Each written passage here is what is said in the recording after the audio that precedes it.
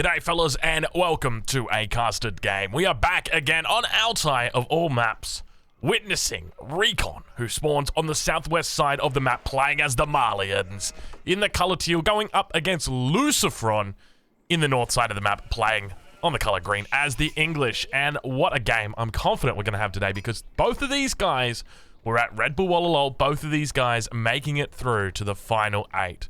Obviously, in the end, neither of these guys actually came out victorious. I think we had Recon go down in the final 8 and Lucifron go down in the final 4. I think Recon went out to the Mister, and Lucifron went down also to the Mister, if I remember correctly. So, Mister taking out both of these players here. So, these guys have got a common enemy. Let's just put it that way. But we'll take a look at how Lucifron begins to open us up, because he's going to be playing the English here, and it looks like we've got a very standard opening. It's the classic 7 on food, probably 3 on gold, before rallying out to wood. So this is a very early, a very aggressive opening, typically.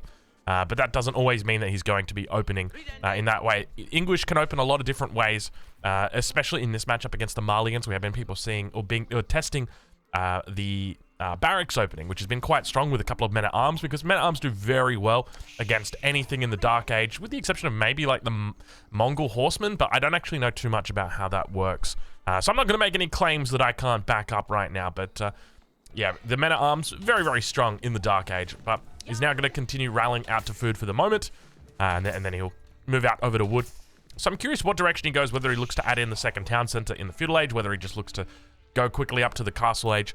But obviously, when it comes to Altai, this map is incredibly good for trade. We talk about it all the time. When it comes to maps that are good for trade and bad for trade, the main important thing that we're looking for is consistent trade post spawns. And that's what Altai offers you. You can be guaranteed that there's always going to be a trading post in the corner of the map. And because of that, you can build your game plan around that. Not all maps have got access to trading post in such a favorable position. It's very common that you be playing Dry Arabia and you spawn in this position, and the trading post appears right here behind you. And if there's anything that you don't know about trade, let me tell you something that's very important.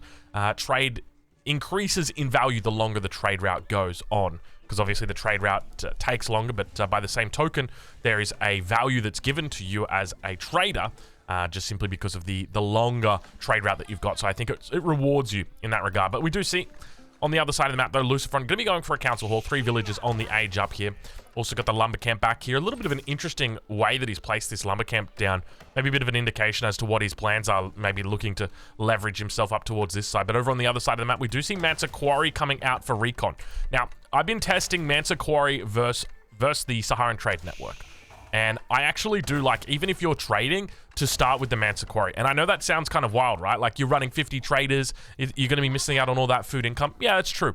But the tempo that you gain from the Mansa Quarry in the early game is really good. So even if you're just thinking about, like, let's say right now that Recon might be planning around trading. And, you know, Recon, he's a huge trader. He loves trading. So I wouldn't be surprised to see it come out this game. But what this Mansa Quarry allows him to do, well, first and foremost, it doesn't telegraph his strategy to his enemy. So he's not saying, hey, I'm trading, come and interrupt me. He's just saying, hey, I'm just playing heads up for the moment. You're going to have to scout the trade. But also, in addition to that, he's going to leave it on gold. He's going to be able to pick up double broadaxe. He's going to be able to drop a mill down on the berries and start making cattle as well. Can look to get those wheelbarrow upgrades, horticulture upgrades. So the big thing here is that he can use this passive gold that's generated. Obviously, there's also passive gold generated here with the pit mine. So use them together to start getting those upgrades. And I wouldn't be surprised if we almost immediately see him look to do that. I guess the other alternative he could think about is open with an archery range, just simply because it's highly likely that the longbow push is going to be coming out. But the age up coming through 407, nice little age up time. Plenty of sheep coming back here as well. He's got a lot of sheep underneath this town center, so he's having a very nice time. 8 sheep coming back. Feudal age now being reached over for Lucifron. Let's double check and see what he's up to. A little bit of wood in the bank, but 3 villages on gold indicates that it might be a bit longer of a feudal game coming out from him. We do see upgrades coming through. He's going for a wheelbarrow. No farms just yet, so once again indicating that it's probably going to be a heavy feudal play here. We do see these villages moving to wood, so perhaps there's a town center in the works. Normally you'd be leaving these villages over on gold, but we can see he's only got 5 gold. What did he spend that last bit of gold on? Has he looked to get hunting Has he got an upgrade or something? Oh, there we go. It's going to be double broadaxe. So he's gone double broadaxe and going for wheelbarrow. So, wow, this is already looking quite hefty. Over on the other side of the map, and we got double broadaxe coming in. So this is what we're talking about, and we do see the mill coming down on the berries. And we've also got warrior scouts coming in. So interesting opening coming out from Recon. Bit more of a food focus. Also adding in a mining camp onto the gold mine. And now the walls begin coming up, but keep in mind, we did see that there was an enemy unit making its way. Actually, wait, hold on. Those units decided, we saw a blacksmith and then it gets cancelled. Barracks coming down. So a little bit more defensive. Does he, I feel like, I can feel he's going to move over onto stone, right? Like, you're not setting up palings like this unless you're moving over onto stone. He's just chilling out for the moment, though. I don't know, maybe I'm reading it wrong. But my suspicion is that, I mean, why is he setting up palings? What does he think's going to happen? And he scouts the walls from the Malian player. So this immediately should be a red flag for Luciferon. He should be like, okay, it's trade time. We gotta start worrying. And he scouted out the Mansa Quarry, right? So in his head, he's like, oh, he's not really doing big trade, but he's actually doing big trade. Now we do start to see the upgrades coming through once again. So it looks like it's going to be the wheelbarrow coming through here, and double broadaxe obviously already through. So, you know, I'm loving the way that Recon's opening this, going very big on the upgrades. And look at the, okay, this is a bit of a weird one. Wall coming in at this position here. This is saying I don't want to trade. Warrior scouts out on the map, though. I'm curious to see whether he goes into professional scouts. I think it's probably unlikely that he moves into professional scouts, but that gold will start to stack up, and Recon does have quite a few villagers down here on gold at the moment. 3 villagers on gold, so we're going to be just looking for those javelin throwers. We do see them starting to come out now. Keep in mind the javelin thrower does take quite a long time to create, just because it's such an expensive unit. 120 resources compared to a longbowman, which is only, I think it's 80? Let me double check that. 90. That's awkward. That's awkward. You guys are going to pretend you didn't hear that. Yes, of course, it costs a little bit more. It's a unique unit. Javelin thrower, though. He's out and about, moving in. It's going to be careful, though. Warrior Scout going to cop a whole bunch of arrows to the face. Recon going to have to fall back away from this. Might have to think about adding in a lumber camp down around this side. Villager's going to get poked and prodded. Javelin thrower doing a decent job warding off his enemy, but you can see just how much damage those longbows are able to do against the javelin throwers, and he's got some pretty decent trades coming in despite going up against a counter unit. And he's actually struggling against these spearmen because he wants to get the warrior scouts into connect, but it's really not a good thing. And I suspect there's probably going to be a villager with an outpost coming down very shortly. This is almost the standard English play here. Let's see if we can spot a villager moving across the map. Not quite yet, but we do see mining camp coming down on the stone. So as I suspected, it is going to be a 2 TC play. So big early aggression, but then moves it into the second town center. Blacksmith now going to be coming down as well for Recon. So he's going to be looking to probably pick up that +1 ranged armor. Makes a lot of sense here. But now, at this point in time, I mean, Recon's happy with this, right?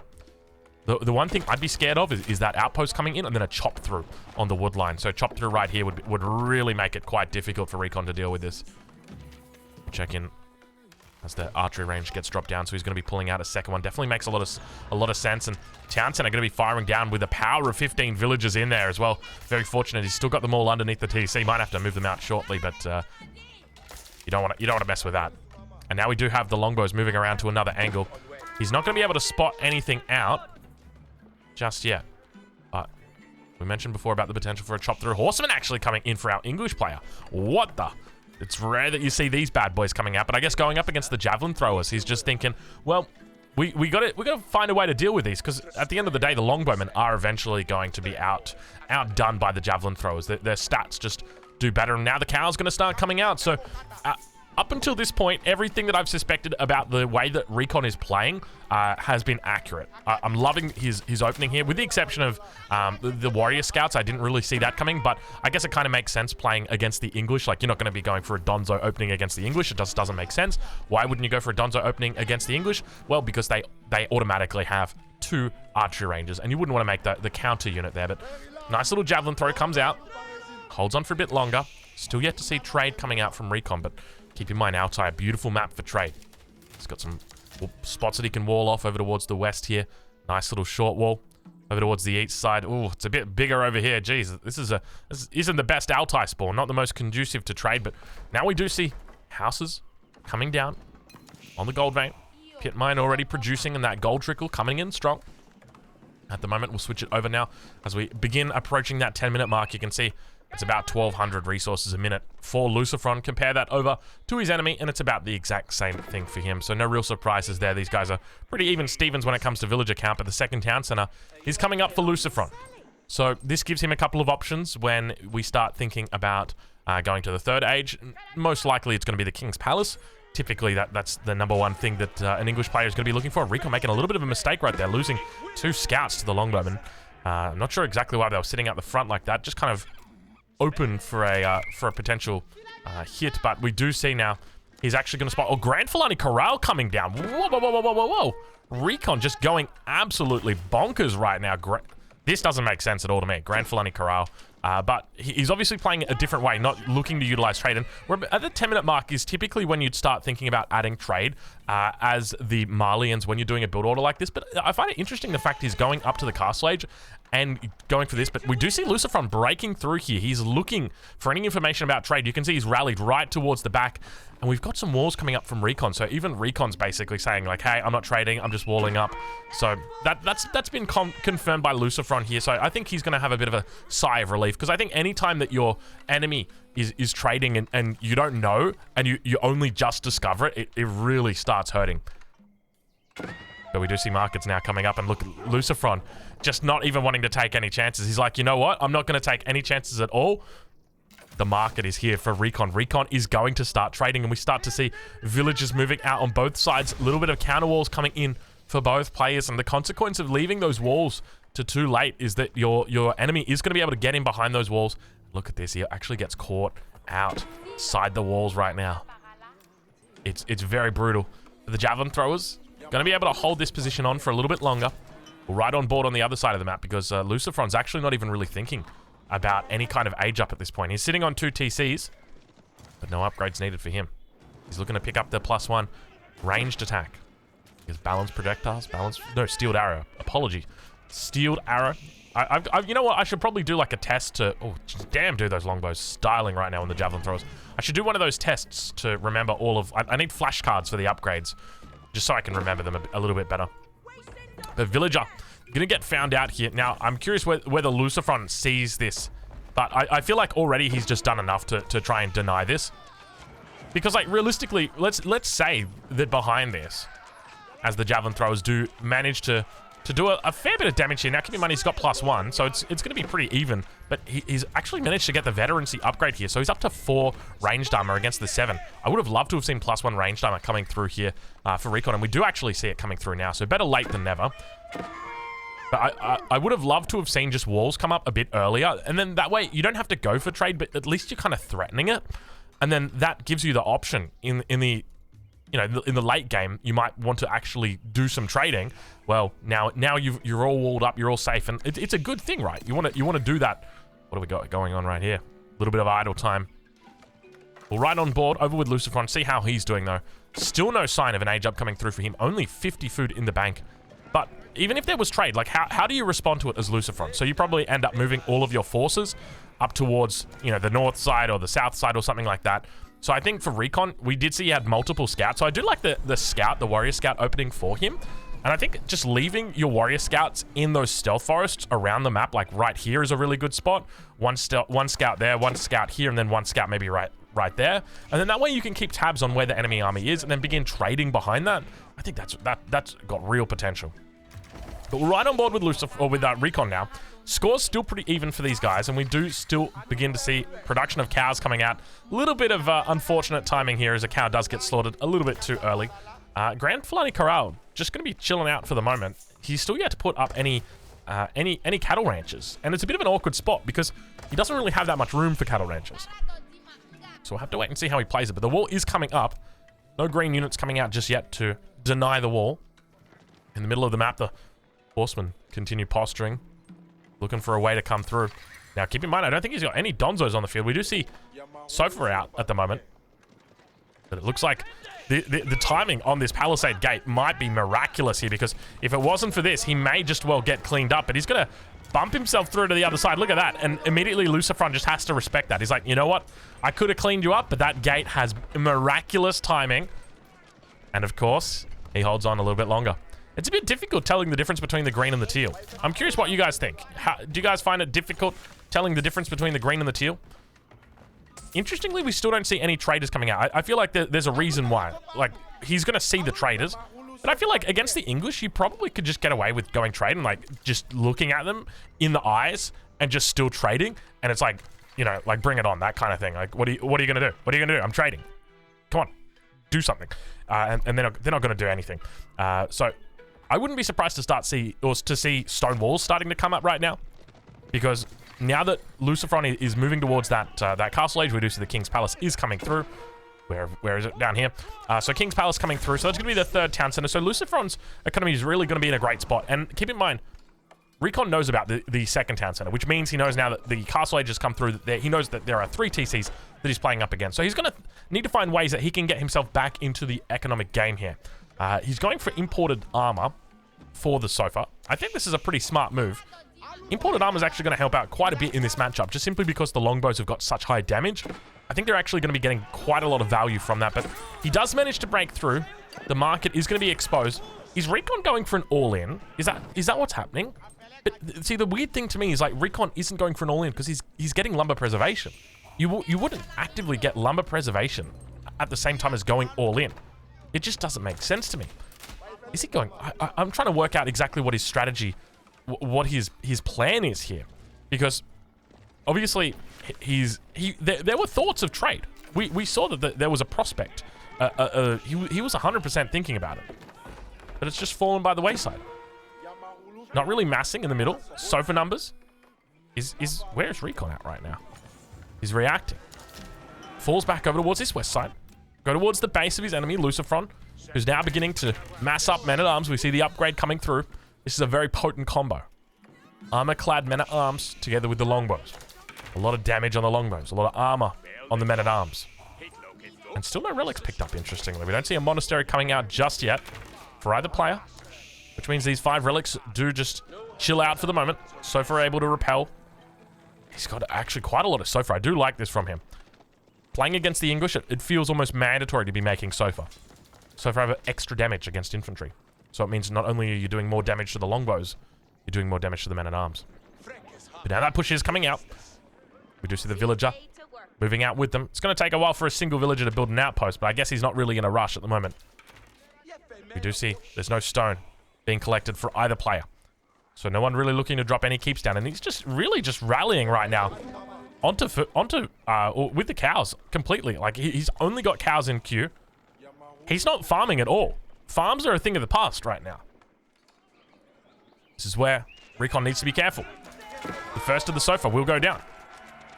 At the same time, a counterattack back on the other side.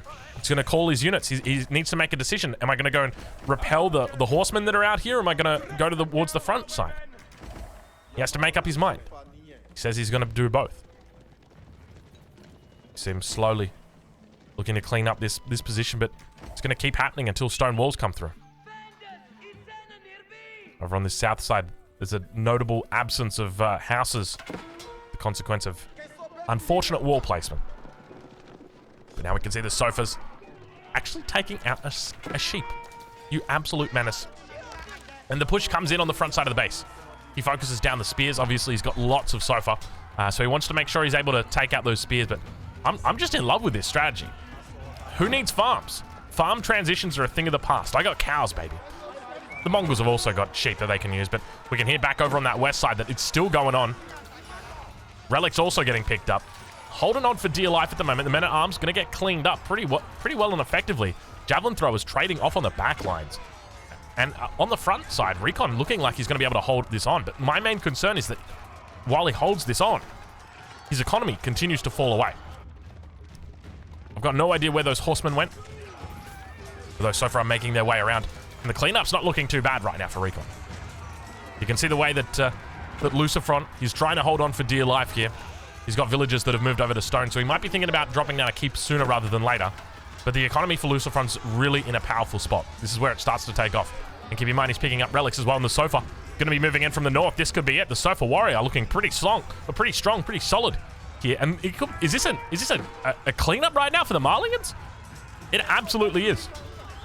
But still, once again, I draw your attention back towards the idea, the concept, the theory that we've got 3 town centers against 1, and that there's just no way that the one TC player is going to be able to keep up with the 3, especially once a keep comes down. And it's so smart by Lucifron to go for this keep. What does he need right now in this position? He's got less than half the military of his enemy. He needs something to stall. So what does he do? He drops a keep.